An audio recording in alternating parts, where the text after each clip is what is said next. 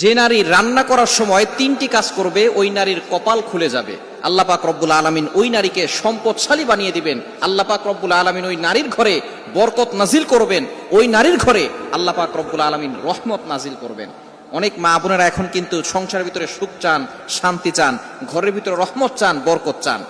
বিশেষ করে যে সমস্ত নারীরা সংসারে বরকত চান তারা কিন্তু অবশ্যই এই তিনটি কাজ করবেন। দেখবেন আপনার ঘরের ভিতরে শান্তি আসবে এবং আপনার রান্না সুস্বাদু হবে এবং আপনার রান্না যারা খাবে তারাই আপনার প্রশংসা করবে।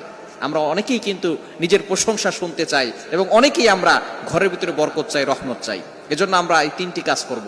নাম্বার 1, 1 নাম্বার হচ্ছে আপনি যখনই রান্নাঘরে প্রবেশ করবেন তখন আপনি সালাম দিবেন।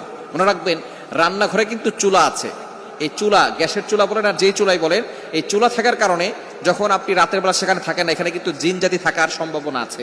এই জন্য যখনই আপনি রান্নাঘরে ঢুকবেন তখনই সর্বপ্রথম 1 নাম্বার কাজ করবেন, সালাম দিবেন, আসসালামু আলাইকুম ওয়া রাহমাতুল্লাহ।